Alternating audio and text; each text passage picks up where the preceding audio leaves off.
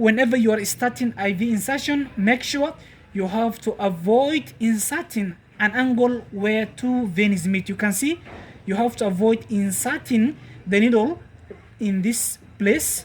You are supposed to avoid inserting the needle in this angle. So make sure you avoid inserting the needle an angle where two veins meet. The third mistake is not selecting the best needle size for the cannulation. For example, when you look at the veins of the dorsal of the hand, so we have different veins.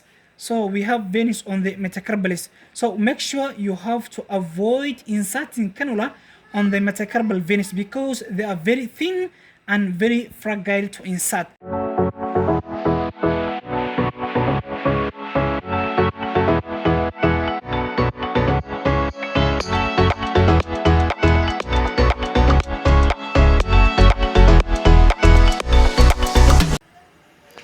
Hi friends, welcome back. In today's video, in this tutorial, I just want to share with you common mistakes to avoid whenever you are performing IV insertion, especially cannulation.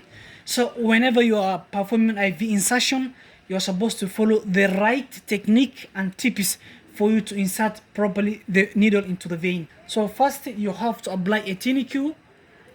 So make sure you apply a tourniquet. So when you apply a tourniquet, make sure you do retraction. You have to do a lot of retraction, or you can instruct the patient to roll his fingers. So you have to do a lot of retraction so you can retract back the skin. The vein will be intact for you so that you can easily insert the needle into the vein without rolling from side to side. I hope you can see.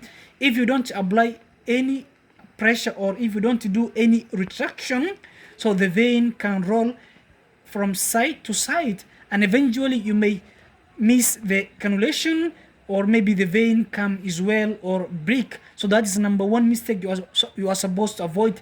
Then what you do whenever you are starting IV insertion, make sure you have to avoid inserting an angle where two veins meet. You can see you have to avoid inserting the needle in this place. You are supposed to avoid inserting the needle in this angle. So make sure you avoid inserting the needle an angle where two veins meet. So you have to avoid. Number three mistake is not selecting the best needle size for the cannulation.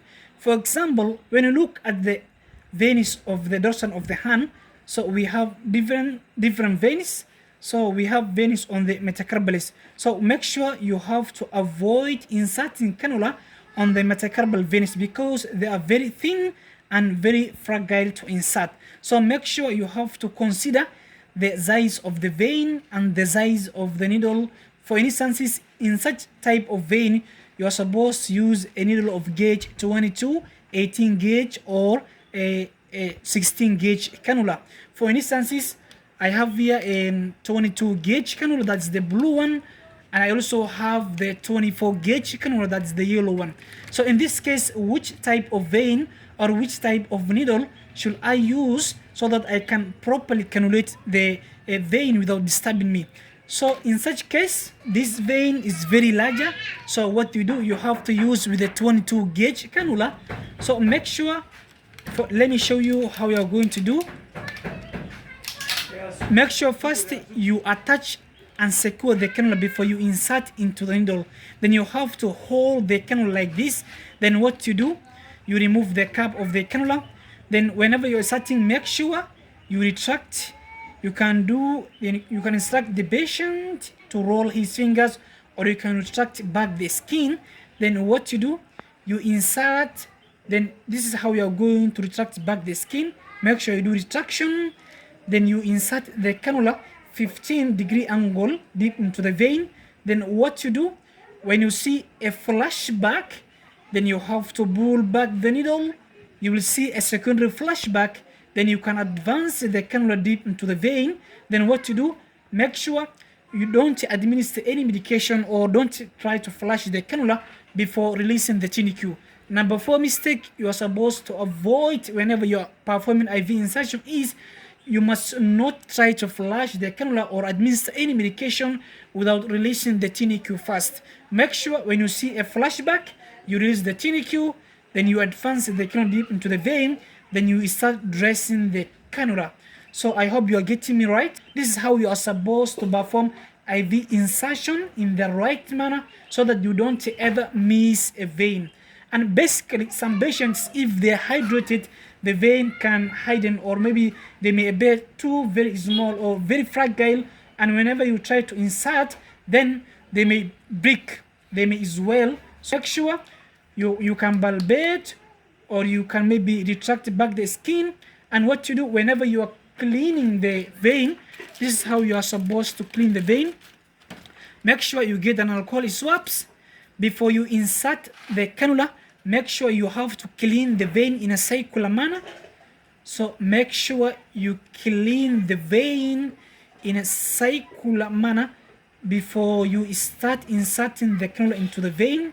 Then what you do, allow the skin to dry for some time before you start inserting the cannula into the vein. This will ensure that you don't cause any discomfort to the patient. I hope you are getting right. Then what you do, whenever you are inserting the cannula into the vein, make sure you follow the direction of the vein. For instance, whenever I am injecting into this vein, this is how I am going to insert. I insert like this, then I have to follow direction of the vein.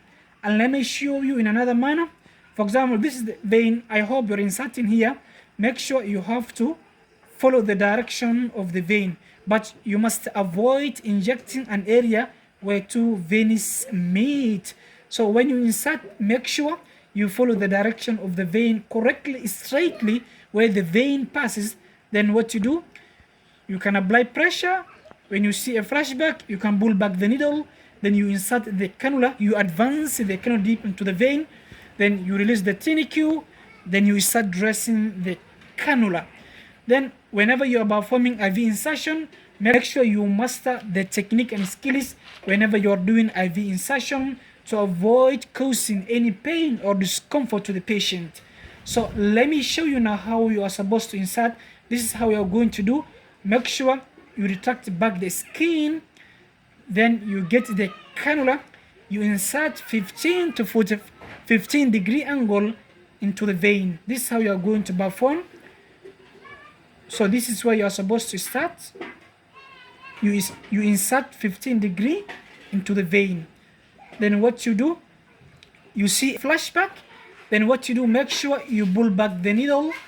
Then you will experience a secondary flashback on the half of the cannula. Then what you do, you advance the cannula deep into the vein. Then what you do, you release the TNQ. Make sure you release the TNQ. Then what you do, whenever you want to dress the cannula, you have to apply pressure on your thumb on the tip of the vein. Then what you do, you completely remove the needle to avoid blood oozing outside the cannula. Then what you do, you get the cap of the cannula, you have to attach at the end of the cannula, then you secure it. So this is how you are going to perform IV cannulation, the basic technique. So then what you do, you start now dressing the cannula. You get the adhesive tape. What you do, this is how you are going to dress the cannula.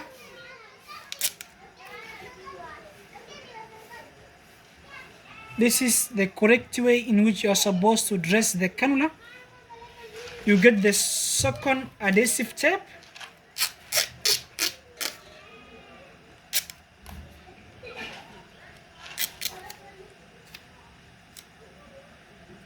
Then you have to dress the cannula like this. What to do whenever you finish and performing the cannulation, make sure you write the date in which you have performed the IV cannulation. For instance, today is date 29 August 2025. Make sure you have to label the date on which you have performed the IV insertion, and make sure you always check around the cannula. If you observe any redness or any swelling around the cannula, make sure you change it. But ensure that you have to change the cannula after every 3 days. But still you can continue giving the medication if the cannula is okay. But make sure you have to observe around the cannula where the vein is into the cannula. Then what you do, you observe any pain, make sure you ask the patient if he feels any pain or if you observe any swelling or redness around the cannula. When you finish doing the cannulation, then what you do, make sure you flush the cannula to ensure if it is working. Then you get a sterile water for injection. Make sure you apply pressure on the tip of the vein to avoid blood rushing outside the cannula. You remove the cap of the cannula. Then what you do, you insert the needle into the cannula. You can reassure if the cannula is working. This is how you are going to reassure. So the cannula is almost okay. So this is how you are going to flush. Make sure whenever you are flushing or whenever you're giving medication to the cannula, you have to avoid applying pressure or holding on your thumb on the tip of the cannula. Make sure you release your thumb on the tip of the cannula. Then you have to flush slowly the cannula. Then whenever you are removing the syringe, make sure you apply pressure on the tip of the vein to avoid blood rushing outside the cannula. You remove the syringe, you dispose it into the sharp spin. Then what you do, you get the cap, you attach it into the cannula. So this is how we are going to perform IV insertion. I hope you find the video very helpful. So please don't forget to subscribe, like and share, and give your comment to this video. Thanks for your watching. See you in the next video.